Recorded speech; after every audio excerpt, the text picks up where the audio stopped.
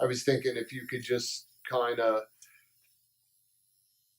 talk about like your mindset, like what went through your mind, what went through your head when you when you found out you had brain cancer, the way you felt, and like just the Well, whole it's like fucking deal with it, like how.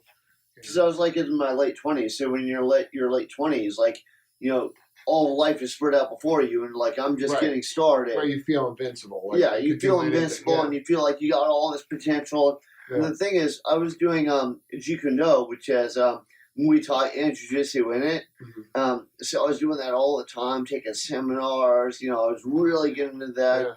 Yeah. I just started tattooing, but I'm still going to Jeet Kune Do all the time. But in the meantime, I was doing a lot. Right. And then I had the brain cancer, and what it was is first I got headaches when I was sparring, and I was like, maybe I'm just getting old, or I got hit in the head too many times. And then I get headaches, and they would stick with me all day. Mm-hmm. I was like, so I take like an Advil, they go away. And then, but after 2 weeks, I was getting them in the morning and in the evening. Mm-hmm. And it used to be like, it got to the point where I was taking a pill in the morning, a pill at night, and now it was like a dull, sensational. Mm-hmm. I was like, this is not fucking normal. Mm-hmm. Not for 2 weeks. So I had no money. So, I was a beginning tattoo artist. So I went to a Spanish clinic, which was nearby. It was like super cheap. They didn't really speak English. It cost me like $40. And they're like, oh, you have headaches. And I was like, okay. And they have Imitrex, which is a headache medication. Yeah. And they said, oh, we have samples. We'll give it to you. Oh, no, we don't. And then they wrote me a prescription, and I lived in Williamsburg back when you could afford to live in Williamsburg. So I went to like a local pharmacy there. Mm-hmm. They couldn't even read the handwriting. They're trying to call the doctor, and the doctor won't even pick up the phone. They're like, go to a better doctor. I was like, ah. So they sent me to a better place. So I went to the better place, which cost me way more money, like $120. And again, I had no money at the time, so that was a lot. He's like, oh, you're dehydrated. Mm-hmm. And all I did is pump me full of saline solution. And I then went home, and he said, if you feel worse tomorrow, call me. And then I woke up, and I was like throwing up. I was like so miserable that the girl who later became my wife was my girlfriend, was staying over, and she was trying to call them. And finally, when they came in to work, they were like, go to the hospital, go to the hospital. So I went to the hospital, and they put me in a casket. And at this point, I felt like I had a jackhammer to the back of my head. Like, like I couldn't even walk straight when I was going to the hospital. She was like helping to like correct me so I get in. So at that point, I was just like, I just wanted to go away. Right. This is so fucking miserable. Just something's got to happen. Yeah, the pain was just overbearing. And so when they took me in there, they're like, they put me in a CAT scan. They're like, what do you do? I said, well, I do a lot of Muay Thai. They're like, oh, it's a brain bleed. I was like, do you think it's cancer? They're like, oh, no, it's not that. Right. Put me in the CAT scan. They go, oh, wait, it is cancer. And then, but at the time, like, again, the pain was so unbearable that I was just like, at least they finally know what the fuck it is. And, they, hopefully they can do something. They said, we need to operate on you. The hole is a tumor. It's necrotic tissue. So that means that the inside's all dead. The minute it broke open, you'd be gone. And you probably had about 2 weeks. So when they told you that, were you just like in your mind, like were you like, oh fuck, I'm fucking dead? No, I was just like, I resigned myself to the fact that I was so miserable and in so much pain that anything was better than nothing. Well, you were right. You were in so much pain that being dead, whatever was better than nothing. Yourself, like you. So they go, oh, you got brain cancer. We got to operate right away. They took 4 days because they run me through the MRI a bunch of times with contrast, without contrast. But I remember my girl was like, she started crying. She's like, you don't fucking care. I was like, well, of course I care. What am I going to do? Right. Because they told me that I had about a 50-50 chance of making it. Wow. So like, we're going to operate on you, but it's brain surgery, so we don't know. That's basically what they told me. Right. So, and I remember I told my parents, and my parents were like, yeah, we come see you, but last minute tickets are expensive. So, wow. so then that sucks. Yeah. So then they operated on me, and like right before I went under, like the anesthesiologist was bringing me out, and he was asking me questions like, "Oh, so what do you do?" He had a thick accent. right? Your parents are like, call me when it goes to stage 4. Yeah, You're if you stage, die, then you know you don't need to you're call. only in stage 1 right now. That ain't shit, man. But You call me when you're in stage 4, and we'll just get the bring me tickets. along, and he's like asking me questions, like, "Oh yeah, my dad's military." Yeah. He's like, "I was Russian military. We were on the opposite side." And then I go under. Oh man. But unless we're all in the Matrix, I did wake up. Right. Eventually. Right. So and I'm very much like a glass half full person. Mm-hmm. So, you know, instead of me going, oh man, I fucking cancer, I'm like, all right, what do I got to do to get, through it? Right. Like when I was going through chemotherapy, I was going to the gym 3 times a week. I was working 3 days of the week. You know, I was bicycling everywhere. And, you know, doctors would tell me I was crazy, but I was like, you can't let the cancer beat you. Right. You know, it's a challenge. So that's the way I looked at it. Like, not once did I go like, oh, poor me. You know, the whole time I was like, because nobody gives a fuck. Poor you, who cares? Who the fuck cares? Right. And I was like, so you do this for yourself. So you either make it work and you go, oh, that sucks. I'm just going to make it work anyways. Or you just give up. And I'm not going to fucking give up because I'm too stubborn. Right. Yes, I can see that. Right. All right. So you went through chemo, all of that. Now, as far as like moving forward after that, well, I remember like the girl I was dating, Monica. I'd only been dating her for 3 months rather, like 2.5 months.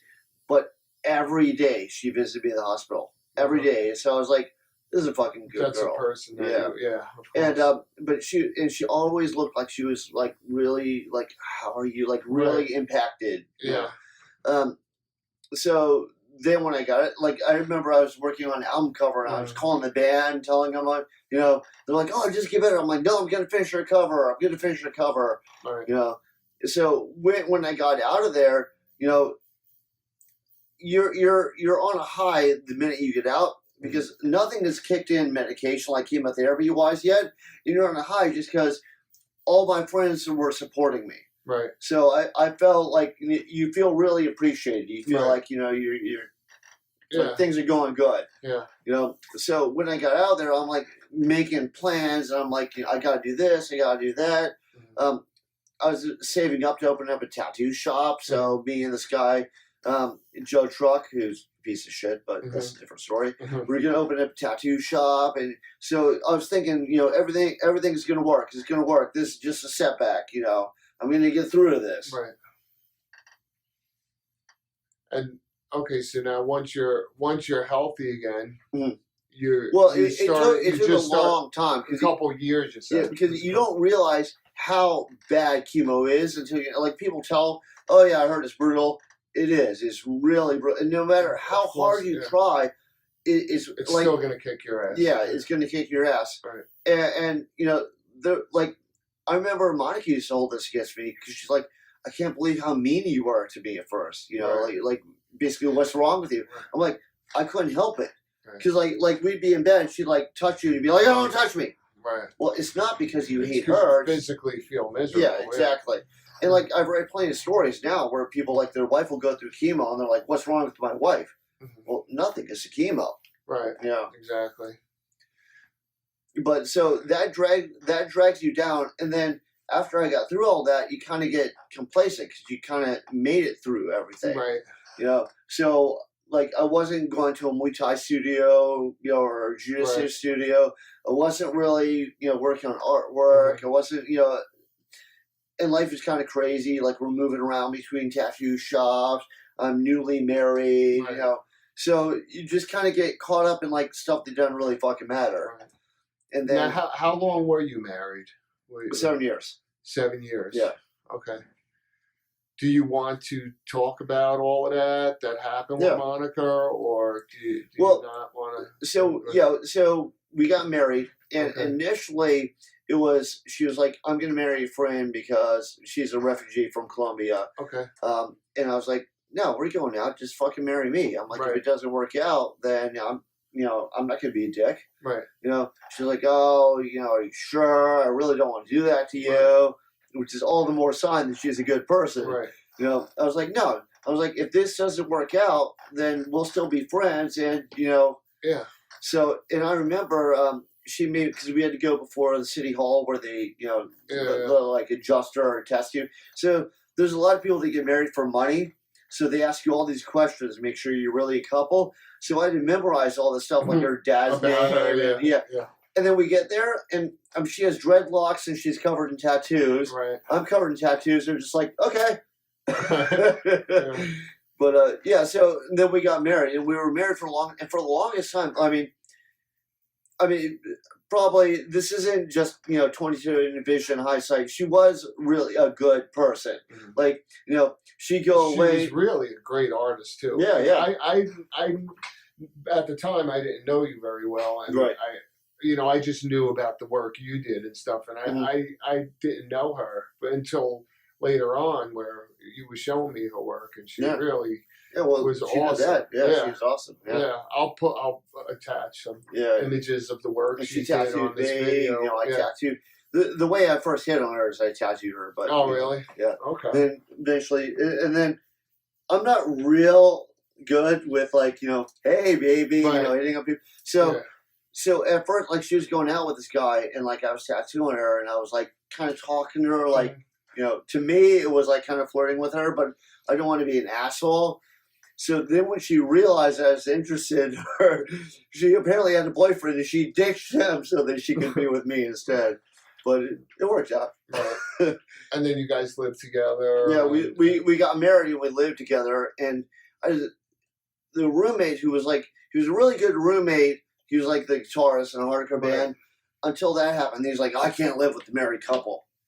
I was like, dude, nothing has changed. You have your room, I have my room. In fact, your rent goes down because now she's living there. He's like, hey, I can't deal with this. Right. So then we moved out and we got our own place. Okay. Wow. But the whole time we were married, we're moving around, and chemotherapy is crazy. Tattoo scene is crazy, especially in those years. Tattoo scene is crazy. But, we made everything work. At one point we had to borrow a car from her dad because we didn't have a car, and he loaned us a car. Just all sorts of craziness, but we made it all work. Okay. And then, right at the end, what happened right at the end, so we were having a hard time. We hadn't broken up, and we weren't going to get divorced. Mm-hmm. We were taking time off from each other. Okay. And mainly because when she married me, she was 21. And she was like, oh, you had all this time, to go through all this stuff. I haven't gone through all this stuff. You're not interested really in the whole doing tons of drugs, hanging out at bars all the time and stuff. And I was like, no, I'm not really. And she's like, but I've never done that. So So we kind of did the separation, and then we started we started talking, and at one point I was like, we should just get divorced, and she started crying, and she got really upset. And so I think we're gonna get back together. We were talking about hanging out, with each other.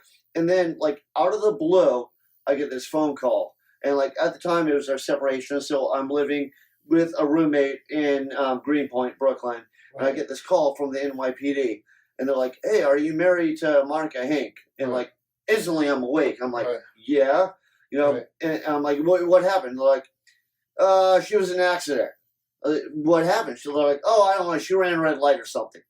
They were such dicks, And so it turns out she didn't run a red light, and if she did, you're not allowed to fucking hit somebody and take off. But that's not what happened. But so she was in a hospital on the Marcy projects. Okay. So I immediately went there, and we were we were trying to figure out what happened. We're trying to, we hired a private investigator, and that was a whole mess because that hospital is garbage. And so apparently it snapped her neck because it was a hit and run. So somebody just plowed into her motorcycle, hit her so hard it took out their front bumper, took off their front headlight. So she was on a motorcycle. She was on a motorcycle, and it just kept going. Another car hit her and just took off. And when it hit her, it threw her off the bike, and she flew through the air and broke her neck when she hit the ground. But because it's such a shitty hospital, they didn't tell the emergency room that. So it took them over 30 minutes to get her to the emergency room. So without oxygen to the brain for 30 minutes, you're dead. Wow. So, but they didn't tell the emergency room, so the emergency room revives her. So she's on machines, And we don't know that. The emergency room didn't know. Nobody in the hospital does. So every time there's like a little spike, it looks like she's getting better. We're like, oh, there's hope. There's hope. There was no hope. Right. Wow, that's fucking crazy. And then like the cops are blowing it off. Apparently, it's a lot less paperwork if it's a motorcycle. Okay. So if you blame it on the motorcycle, it's like almost no paper. So that's what they were doing. So at first, we were trying to get people interested in the story, and we got some good advice from a lawyer friend. He said, picture as a model, not as a tattoo artist. That's what we did. And all of a sudden, we were like, on New York 1, New York 5, Telemundo, television. Like everybody covered it. And it made. They said she was a model, not a tattoo artist. That's all it took. And they put photos of her, and they're the same photos they would have put no matter what. Like, she's heavily tattooed. But if she did like some of that like alternative modeling, so we had those photos. Mm-hmm. But the minute that happened, all of a sudden there's an investigation unit, it's a crime. I'm getting interviewed for TV. My brother-in-law, her brother, and they're Spanish, so they're getting interviewed by Spanish TV. So it's making NYPD look real bad. So suddenly they have like an investigation unit and some Crime Stoppers, but by the time they got that going, it's like 5 days after a hit and run, you're not going to catch the guy. Wow. Yeah. So basically, you had cancer, and then you were dealing with that. Right, as cancer, and like going out of the picture, and then that happens. Wow. Yeah. But going with the glass half full thing, the good thing about that is it made me realize how short life is. So it made me like go, I got it. Everything I want to do, I got to get on it because I'm not gonna, I could be dead tomorrow. Yeah. So I was like, that made me get back into martial arts real hardcore. That made me get back into like writing books and doing paintings and doing illustrations and stuff. Like all of it just all of a sudden got a priority for me. I got you. All right, so